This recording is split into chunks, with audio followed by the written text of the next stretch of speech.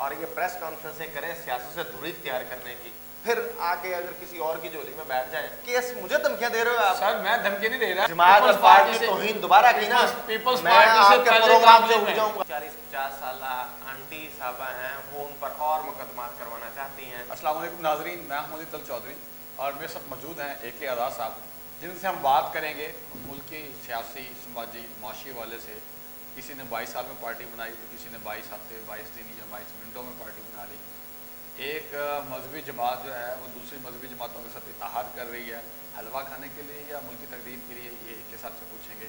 اور long march چل رہا ہے کراچی سے اسلام آباد کے لیے، حالانکہ ہیڈ آفس لاہور میں ہے. کس کے خلاف کرنا تھا، کیوں کرنا تھا، اس کے اوپر بھی بات کریں گے. پھر کل جو ہے جوڈیشل ہوا صنم جاوید خان اور باقی 13 خواتین کا، اس کے اوپر بھی ہم بات کریں گے. السلام علیکم سر. جی وعلیکم السلام. سر کیا حال ہے؟ الحمدللہ سر بہت شکریہ، آپ نے اپنے ٹف روٹین میں ہمیں اپنا وقت دیا. اچھا سر، ایک طرف 22 سال لگتے ہیں ایک شخص کو سیاسی جماعت بنانے میں، اور دوسری طرف ایک شخص 22 ہفتے کہہ لیں، 22 دن کہہ لیں یا 22 منٹ کہہ لیں، وہ پارٹی تیار کر کے لوگوں کے سامنے لے آتے ہیں. کیا کہیں؟ میں پنجابی بندہ ہوں، سیدھا سادہ.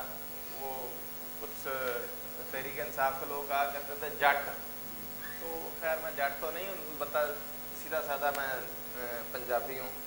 تو آپ نے کبھی مرغی کو انڈوں میں بٹھایا ہو، دیکھا ہو؟ ہاں دیکھا ہے. کتنے دن مرغی انڈوں میں بیٹھتی ہے؟ 21 دن بیٹھتی ہے. ہاں 21 دن بیٹھتی ہے تو بچے نکلتے ہیں. اب اس سے پہلے انڈے دینے کا جو پروسیس ہے، مرغی نے بڑے ہونا، یہ انڈے تھے کسی مرغی کے. اچھا، اٹھا کے اپنے نیچے رکھ دیے. اب گندے انڈے ہو گئے تھے، گندے انڈے باہر کسی نے پھینک دیے. اب باہر جب پھینکے تو شرارتی بچہ گزر رہا تھا، اس نے کہا یار کیوں نہ توڑوں میں ان کو. تو انڈے تو گندے تھے، جب وہ توڑے تو ان میں سے کچھ نہ کچھ نکل آیا. یہ 100 ممبرز گندے انڈے ہیں جن کو نہ شرم ہے نہ غیرت ہے. سر آپ کے اوپر حد تک عزت کا کیس ہو جائے گا، 10 ارب روپے کا. خیر ہے، آپ تو اگلے آپ کی 10 نسلیں بھی نہیں کما سکیں گے. میں ایک دو نہ بات آپ لوگوں نے 2 نمبری کرنی ہے، نہ آپ لوگوں نے کمیشن لینے ہیں. میری بات سن لیں. میں نے کچھ نہیں، میرے لیے جائز ہوتے جیسے باقی سیاسی جماعتیں ہیں نا، اس طرح میرے لیے بھی یہ جائز ہوتے. ایک شرط پر جائز ہوتے، اگر یہ پریس کانفرنس کرتے ہوئے یہ نہ کہتے کہ میں آئندہ کے لیے سیاست سے دوری اختیار کر رہا ہوں. اور یہ پریس کانفرنسیں کریں سیاست سے دوری اختیار کرنے کی، پھر آ کے اگر کسی اور کی جولی میں بیٹھ جائیں تو گندے انڈے ہوئے یا اچھے انڈے ہوئے؟ سر انتہائی گندے انڈے ہوئے. لیکن تو پھر مجھ پہ کیوں کیس، مجھے دھمکیاں دے رہے ہو آپ؟ سر میں دھمکی نہیں دے رہا، جو پاکستان کا کلچر ہے اس کے بارے میں بات کر رہا ہوں. حالانکہ یہی لوگ اس سے پہلے PTI میں تھے، آج والی جماعت سے پہلے PTI میں، PTI سے پہلے نون لیگ میں، نون لیگ سے پہلے پیپلز پارٹی میں. جماعت اور پارٹی کی توہین دوبارہ کی نا، پیپلز میں پارٹی آپ سے کے پہلے پروگرام سے اٹھ جاؤں گا اگر دوبارہ آپ نے جماعت کی توہین کی. میں نے کون سی توہین کی؟ ابھی آپ نے بولا کہ فلاں جماعت میں تھے، فلاں جماعت میں تھے. ہاں تو اس قاسم کے ابا کی جماعت میں تھے، اس سے پہلے نون لیگ میں، اس سے پہلے جماعت کی پیپلز پارٹی میں. ڈیفینیشن بتائیں اپنی قوم کو پہلے، جماعت ہوتی کیا ہے؟ مطلب جو میں وہ والی جماعت کہہ رہا ہوں جو ہمارے سٹینڈرڈ کے مطابق ہے. پاکستانی ٹوکری بتائیں نا، گندی ٹوکری آپ کہہ لیں. انٹرنیشنل لیول پہ یا جو اوریجنل ڈیفینیشن ہے جماعت کی، وہ یہ ہے کہ ایک اس کا منشور ہو، ٹھیک ہے، اس منشور کے اوپر نوجوان سلیکٹ کیے جائیں ایک کسی خاص نظریے کے مطابق، پھر ان کی اس نظریے، منشور یا کانسٹیٹیوشن کے اوپر تربیت ہو، اور جب وہ پوری جماعت ایک تربیت حاصل کر لے پورے کانسٹیٹیوشن کے مطابق کہ سماجی قانون کیا ہوگا، معاشی قانون کیا ہوگا، عدلیہ کا نظام کیا ہوگا وغیرہ وغیرہ، وہ پورا وہ کر لیں. اس کے بعد جو ہے وہ اپنا منشور پیش کریں جس طرح کے ہمارے حضور صلی اللہ علیہ وسلم نے پیش کیا. اب مجھے یہ بتائیں کہ آپ نے ورڈ جماعت بولا تھا، اب جماعت پہ کسی بھی طرح سے کوئی بھی یہ سیاسی ٹولے کہہ لیں، سر جی سیاسی ٹولے کہہ لیں، اور یہ عرف عام میں غلط عام لفظ استعمال ہوتا ہے، تو اس لیے میرے بھی ربانی میں میرے منہ سے نکل گیا سیاسی ٹولہ کہہ لیں. ٹھیک ہے جی. اچھا کوئی بھی سیاسی ٹولہ. اب ان سیاسی ٹولوں کے ساتھ مذہبی ٹولے بھی جڑے ہوئے ہیں. ہاں جی. اب مذہبی اور سیاسی ٹولوں کا واحد جو مقصد ہے وہ یہ ہے کہ ہمارا حصہ ہمیں دو. حصہ نہیں سر، اب آپ غلط بات کر رہے ہیں. ہمارا حلوہ ہمیں دو، ہماری پلیٹ ہمیں دو. تو یہ عالم ہے بھائی. آپ نے بات کی تھی کہ بھائی یہ کل انہوں نے اپنے منشور پیش کر دیا استحکام پاکستان کے حوالے سے. تو یہ اس طرح سے اگر میں دیکھتا چلوں آنے والے دنوں میں ये 22 मिनट में बंद हो गई है, ये हो सकता है 22 सेकंड में टूट भी जाए, आने वाला कोई भी। अच्छा सर, एक और बात का मुझे जवाब दें।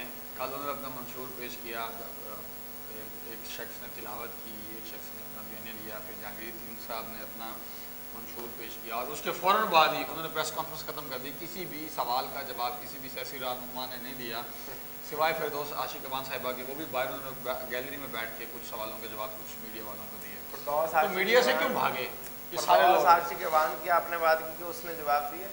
फिरदौस आशिक अवान, अब कहना नहीं चाहिए, एक औरत की तज़हीक भी होगी, औरत तो खैर पता नहीं उसे कहना भी चाहिए या नहीं कहना चाहिए। मुझे ये बताएं कि ये मुफादात के खुदा, ज़मीनी खुदा, जब जहाँ जहाँ से मुफाद होगा तो कौम का सामना कर सकते हैं। सर अब आप देखें ना, फ़याज़ुल हसन चौहान साहब, फवाद चौधरी और इस तरह के बड़े बड़े नाम थे जो बड़ा आउटस्पोकन बोलते हैं, उनको कैमरा हेजिटेशन नहीं है, लेकिन वो कल लोग बोले भाग गए वहाँ से, क्यों? इसका जवाब इसका वन लाइनर जवाब ये है कि इस वक्त उन्हें पता है कि हमारे साथ होने वाला क्या है। यकीन कीजिए इन सब के साथ देखो आने वाले दिनों में, क्योंकि हमारी कौम में शऊर का वो दर्जा लेवल नहीं है, लेकिन फिर भी आने वाले दिनों में इनके साथ देखना इनके मुंह पर तमाचे कैसे पड़ते हैं।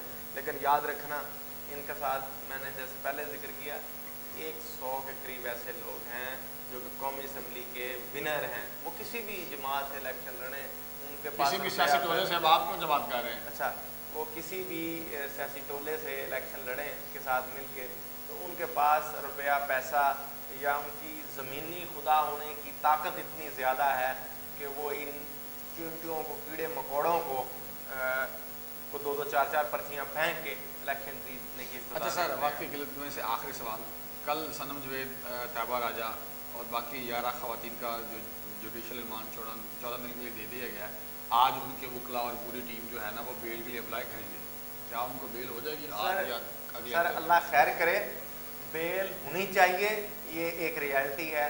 वो भी जिस तरह बाकी सियासी दलों का मामला जिस तरह से प्रेस कॉन्फ्रेंस करने वाले ये लोग थे, इसी तरह वो भी एक बंदियाँ हैं, बल्कि उनका कसूर तो कम है इनसे।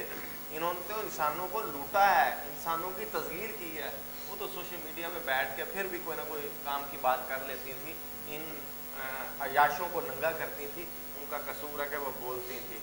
अब आपने कहा उनकी बेल हो जाएगी या नहीं, हमारी इतलात तो फिल वक्त यही है कि एक इस्लामी जमहूरिया पाकिस्तान की कुछ 40-50 साल आंटी साहबा हैं, वो उन पर और मुकदमात करवाना चाहती हैं। मैं नाम नहीं लूँगा चूँकि मुझे अपनी जान प्यारी है। वो आंटी साहबा कहती हैं कि जब तक मेरे कलेजे को ठंड नहीं पड़ती, इन पर मज़ीद मुकदमात होने चाहिए, इन पर मज़ीद मुकदमात होने चाहिए, और किसी भी सूरत में इनको जेल से रहाई नहीं होनी चाहिए। वो तो कहती है जब ये रो रही हूँ, ये ववेला करें, इनके साथ ऐसा तशद्दुद किया है। वो तो कहती है इनके जिस्म पर कीड़े छोड़ो, ये चीखें चलाएं। सर जी बस वीडियो आपके मुंह से उनका नाम निकल जाएगा और फिर बाद में मसला आपके लिए भी और मेरे लिए भी बनेगा, क्योंकि आजकल उनके हाथों ने पूरा सिस्टम कंट्रोल किया हुआ है। अल्लाह ऐसी आंटियों से पाकिस्तान को महफूज फरमाए।